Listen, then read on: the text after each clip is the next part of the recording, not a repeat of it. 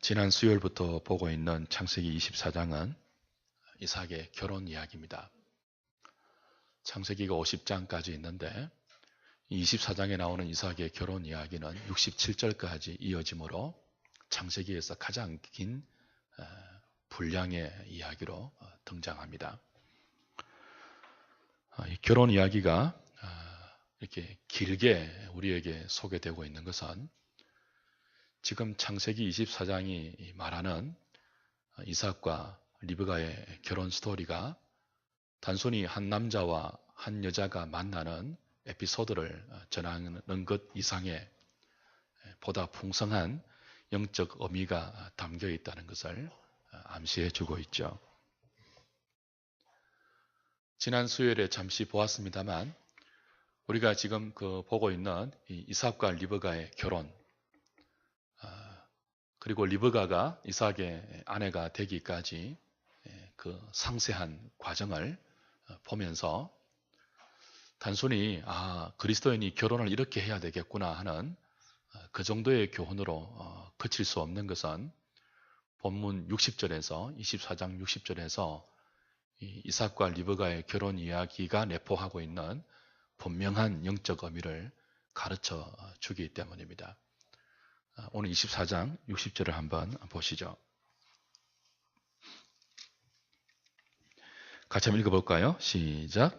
리브가에게 축복하여 이르되 우리 누이여 너는 천만인의 어미가 될지어다. 내 시로 그 원수의 성문을 얻게 할지어다. 자, 이건 리브가의 오라비 라반과 또 리브가의 가족들이 이제 리브가를 이삭에게 시집 보내기로 결정하고 축복하는 그런 장면이에요. 근데 그 축복의 내용이 두 가지예요. 하나는 너는 천만인의 어미가 되라 하는 축복이고, 또 하나는 내 씨가 그 원수의 성문을 차지할 것이다 하는 성령님이 간섭한 계시적인 의미의 축복입니다.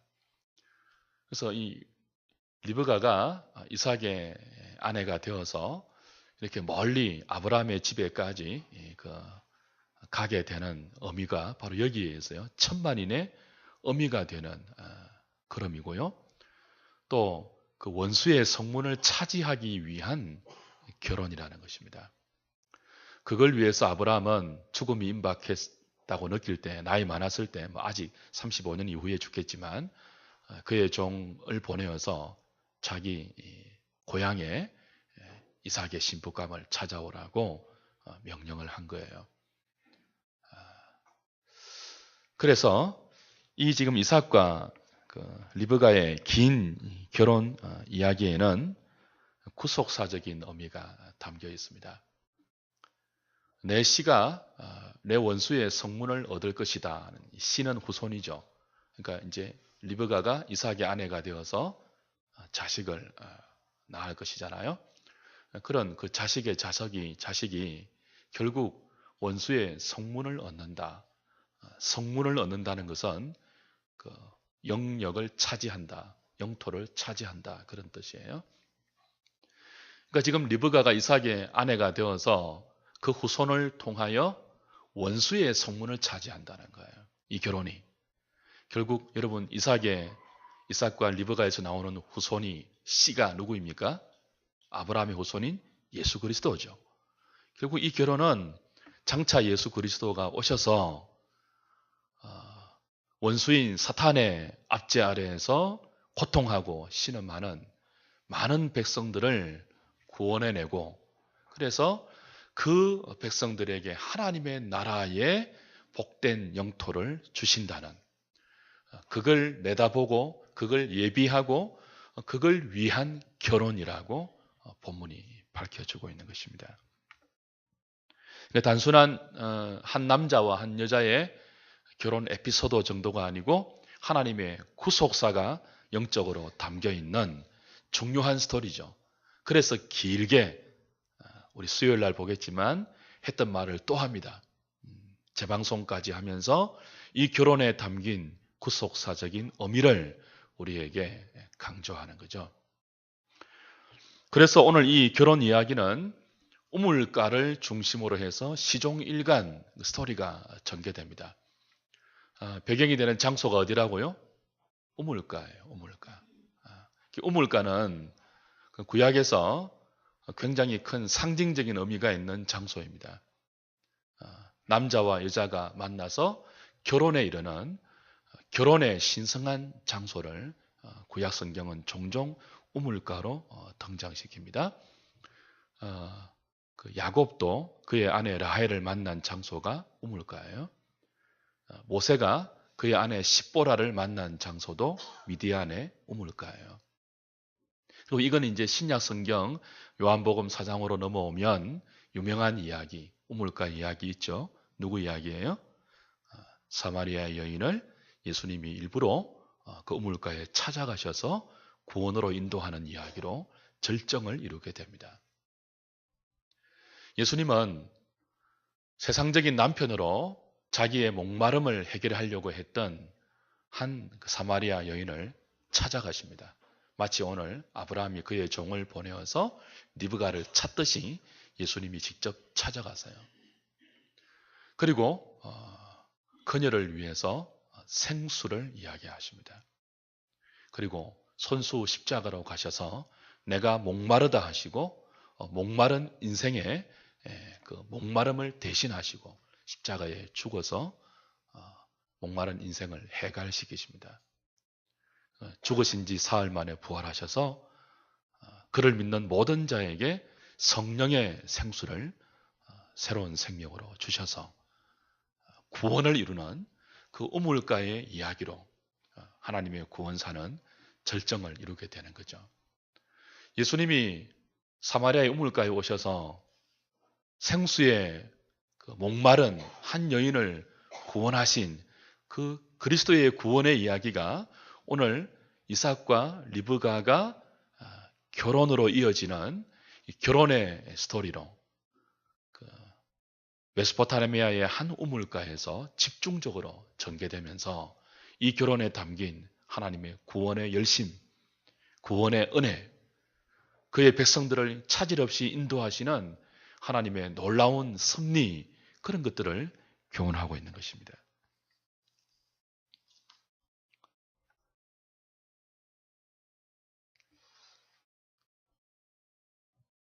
지금 아브라함의 종은 이삭의 신부가 어디에 있는지도 모른 채 하나님이 도우실 것이라는 믿음 하나 가지고 멀리 메소포타미아까지 아브라함의 고향까지 왔어요.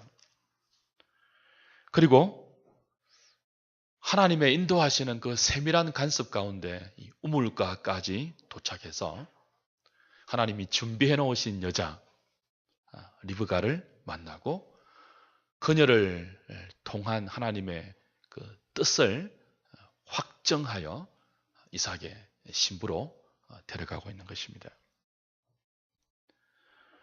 사랑하는 여러분, 지금 리브가와 아브라함의 종이 만나고 이런 리브가가 이삭의 신부가 되는 과정을 통하여 우리는 빈틈없이 이삭의 신부를 준비하시는 하나님의 섭리를 볼 수 있어요.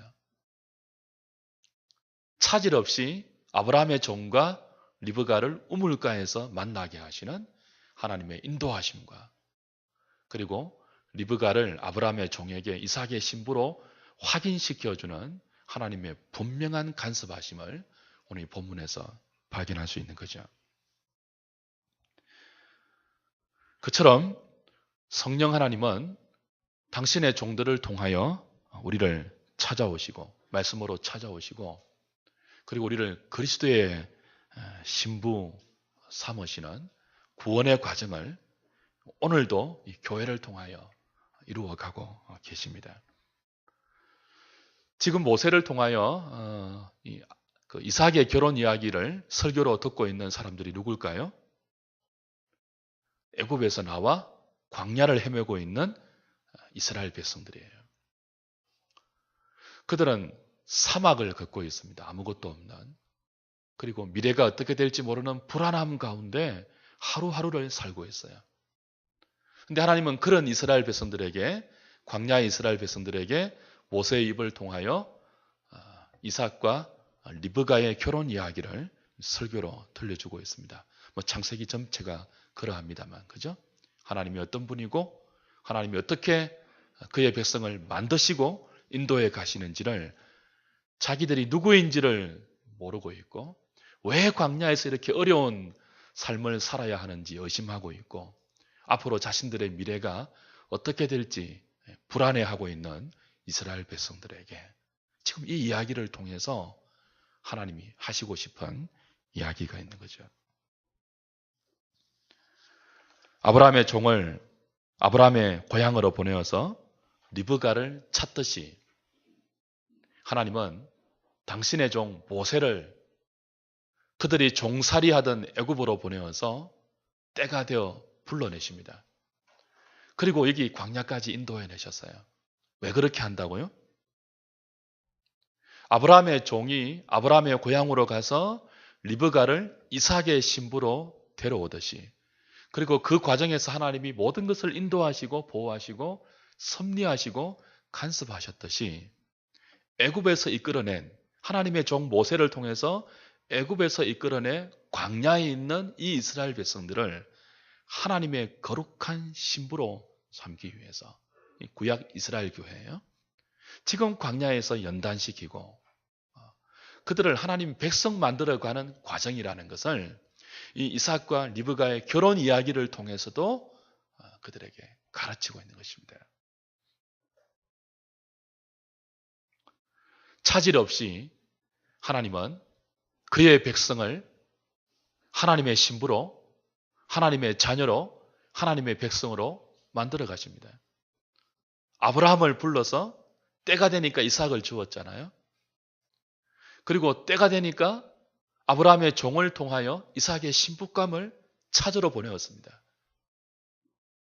그리고 그 과정에서 정말 하나님의 은혜와 간섭이 아니고는 설명할 수 없는 일들이 딱딱딱 맞아 떨어져 가면서 우물가에서 리브가와 종이 만나는 거예요.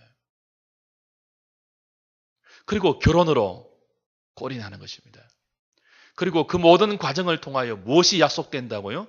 네가 천만인의 어미가 되고 네 씨는 내 원수의 성문을 차지하리라는 하나님의 구원을 예표하는 하나님의 구원이 담겨있는 그리고 이스라엘 백성의 영적인 미래와 그들을 부르신 하나님의 목적이 거기에 다 함축되어 있는 그 결혼 이야기를 광야에서 헤매고 있는 그들에게 들려주심으로 너희들을 향한 하나님의 계획은 리브가를 이삭에게 인도하듯이 언제나 차질이 없었고 지금 그 과정에서 그의 종을 인도하듯이 하나님은 늘 이스라엘 백성을 인도해서 이 자리까지 옮겨 놓았다는 거예요.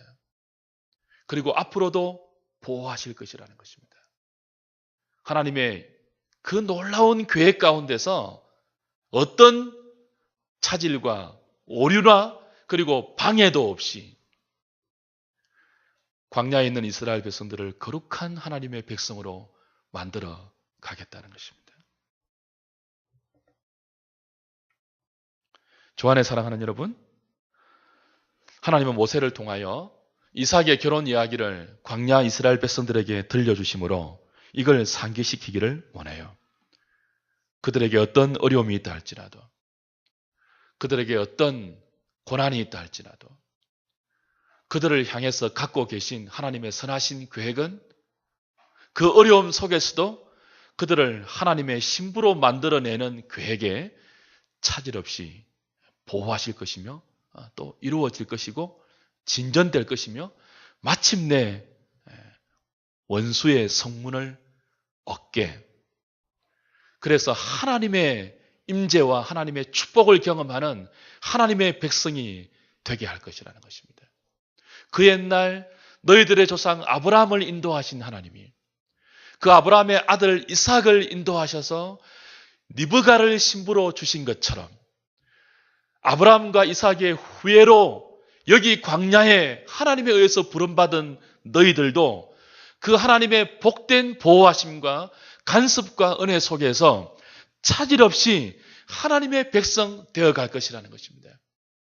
그래서 광야에서도 사막에서도 걱정하지 말라는 거예요.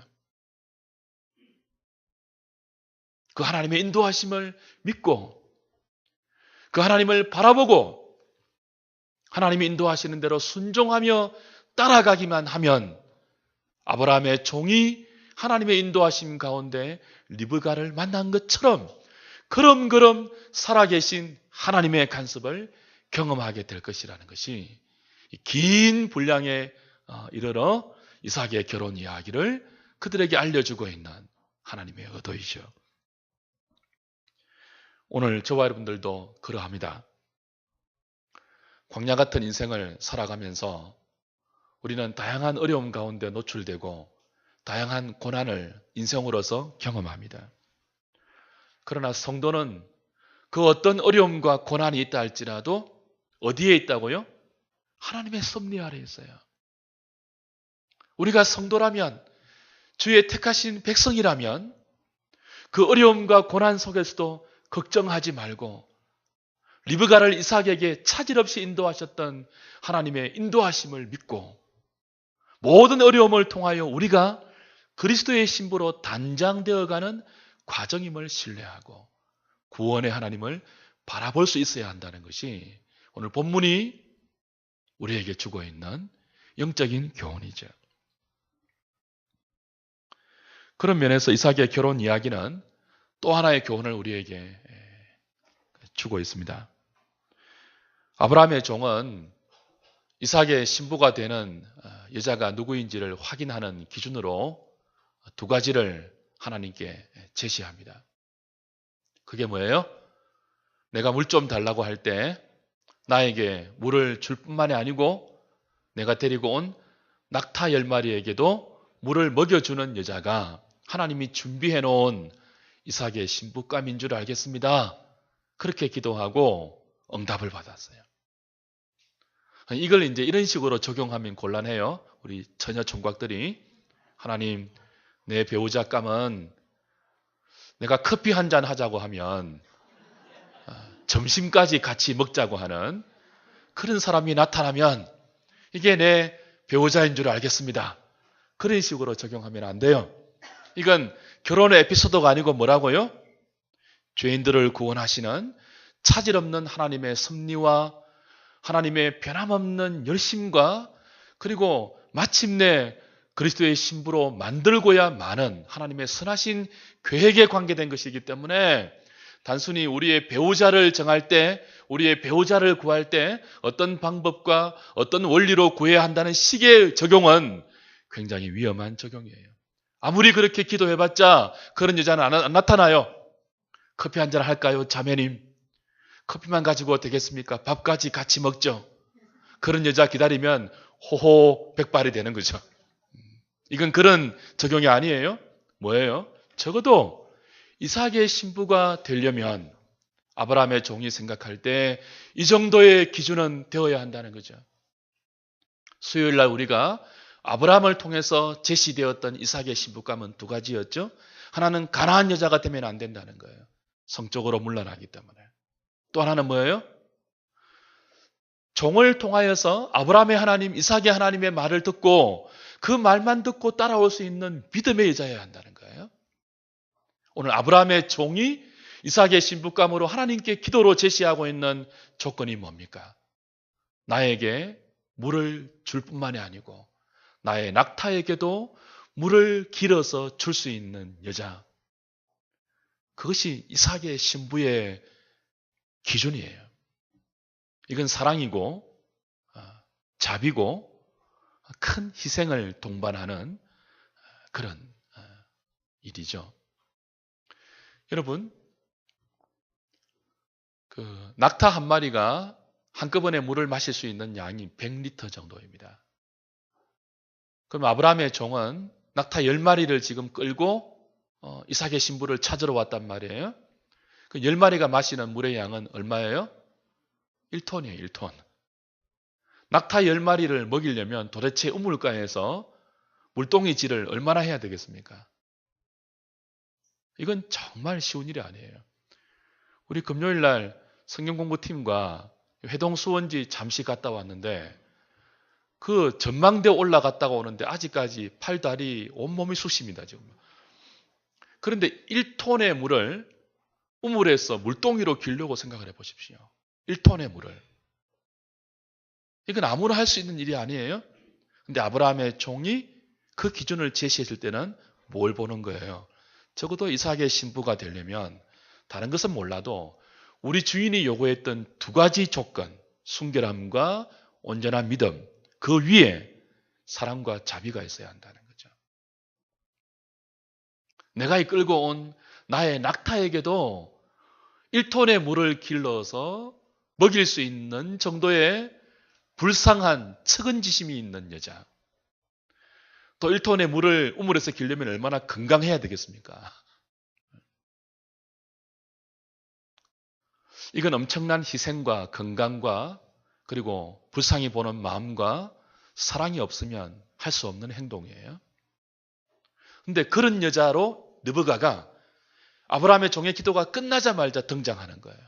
물 좀 달라고 하니까 물을 주고 뭐예요? 커피. 당신의 낙타에게도 내가 물을 길러 배부를 때까지 마시게 하겠습니다. 그리고는 급하게 우물로 가서 또 물을 길러요. 그리고 10마리 낙타에게 물을 다 먹여요. 이건 하나님께서 그리스도의 신부로 부른 저와 여러분들을 이런 자리까지 만들어 가시겠다는 교훈이기도 합니다. 사랑과 자비의 사람. 하나님은 이삭의 신부로 기도원에서 기도하고 기도원에서 신비한 체험을 하는 거룩한 여자로 준비시키지 않으시고 낙타 10마리에게 물을 길어서 먹일 수 있는 건강한 여자, 그런 사랑의 마음을 가진 여자, 그런 자비의 마음을 가진 여자로 준비시켜 놓아서 이삭의 신부가 예표하는 그리스도의 신부인 교회가 나아가야 할 영적 방향을 선명히 제시합니다. 하나님은 당신의 종들을 통하여 말씀으로 우리를 그리스도의 신부로 불렀어요. 그리고 그렇게 말씀의 은혜로 신부로 불러서 우리로 하여금 자라게 하는 그 지점이 어디까지입니까? 바로 이 리브가가 아브라함의 종의 10마리 낙타에게 물을 길어 먹였던 그 다함없는 사랑과 자비의 자리까지입니다. 하나님께서 우리에게 원하시는 것은 우리의 일상이 말씀에 순종해서 나그네에게 물을 주며 그가 데리고 온 낙타에게까지 하나님의 사랑을, 우리의 희생을 동반해서 줄 수 있는 우리의 일상을 그리스도의 신부로 나타내기를 원하세요. 기도원에 들어가서 금식하고 기도하고 새소리 내면서 방언하고 환상을 보고 그래서 종교적인 어떤 사람이 되는 것이 아니고 우리의 일상에서 거룩한 사람이 되기를 원하는 거예요. 그 거룩함이 뭐예요? 나그네가 우리의 눈에 보이고 나그네의 목마름과 나그네의 형편을 불쌍히 보는 마음으로 사랑을 베풀 수 있는, 그게 이삭의 신부가 되는 아브라함의 종이 제시한 유일한 기준이었어요. 사랑과 자비. 저와 여러분들이 하나님의 은혜 가운데 교회를 통하여 말씀으로 양육되어서 나아가야 할 자리가 그 자리예요. 종교적인 광신의 자리가 아니에요. 사랑과 자비의 자리예요. 우리가 하나님의 모든 보호하심과 인도하심과 그분의 양육하심과 공급하시는 은총 가운데서 나아가야 할 자리가 어디라고요? 우물가에서 리브가가 아브라함의 종에게 베풀었던 그 사랑과 그 자비의 자리이죠.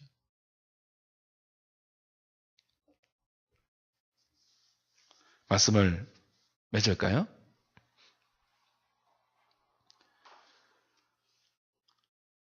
오늘 우리가 그리스도의 신부로 부름받고 있습니다. 그리스도의 신부들은 세상이 이해하지 못하는 종교적인 광신의 자리로 달려가는 사람들이 아닙니다. 그리스도의 신부로 부름받은 교회는 세상 가운데 이 리브가처럼 사랑과 자비의 우물질을 할 수 있는 물깃는 여인으로 나아가야 돼요. 종교적인 어떤 거룩한 모습으로 나가는 것이 아니고 그 모든 우리의 종교 행위와 우리의 모든 일상을 동원해서 우물가에 물깃는 그리스도의 신부로 나아가야 한다는 것입니다. 그것을 위해서 그리스도는 당신의 보혈의 샘을 친히 우리의 우물로 제시해 주셔서 그 우물가에서 보혈의 은총을 믿음으로 짓는 자마다 우리의 힘으로 할 수 없는 나그네에게 낙타 10마리의 물을 친히 길어서 먹일 수 있는 사랑의 능력을 당신의 보혈의 샘이라는 신령한 우물가에서 공급해 주실 것입니다. 믿음으로 갈보리의 우물가에 나아가서 거기서 그분이 흘리신 보혈의 그 깊은 우물가를 믿음으로 내다보면서 우리의 목마름을 해결할 뿐만이 아니고 그분이 주시는 성령의 생수를 마실 뿐만이 아니고 거기서 우리는 다른 사람들에게 우리의 사랑과 자비를 나타낼 수 있는 그리스도의 사랑의 능력을 같이 기러와야 되는 것이죠. 그게 바로 오늘 우물가에서 리브가가 이삭의 신부로 예비되고 그리고 이삭의 신부로 데려감을 당하는 모든 결혼 과정이 우리에게 주고 있는 신령한 영적인 교훈이고 오늘 우리의 삶에서 우리가 받아야 할 일상의 도전인 것입니다. 우리 모두는 그리스도의 신부들로 부름받은 리브가와 같은 사람들입니다. 하나님께서 저와 여러분들을 이 신부의 자리로 데려가기까지 부담 없는 하나님의 열심으로 차질 없이 우리를 보호하실 것이고 모든 어려움과 고통 속에서도 지켜주실 것입니다. 어디로 인도하시기 위해서예요? 이 사랑의 자리로, 이 자비의 자리로 우리를 통하여 수많은 사람들이 하나님의 사랑의 샘물의 그 우물가의 시원함과 그 만족함과 그 다할 수 없는 영적인 도전을 맛보기 위하여 저와 여러분들을 그리스도의 신부로 불러서 오늘도 그 믿음의 훈련을 교회를 통하여 하고 계시고 그 은혜를 부어주고 계신 것입니다. 이 자리로 달려가는 사랑과 자비의 사람으로 빚어져 가는 그것을 위해서 보혈의 우물가로 믿음으로 나아가 하나님이 예비해 놓으신 성령의 생수를 마시고 사랑의 능력을 다 길어오는 우리 한우리 식구들 될 수 있기를 주의 이름으로 축복합니다.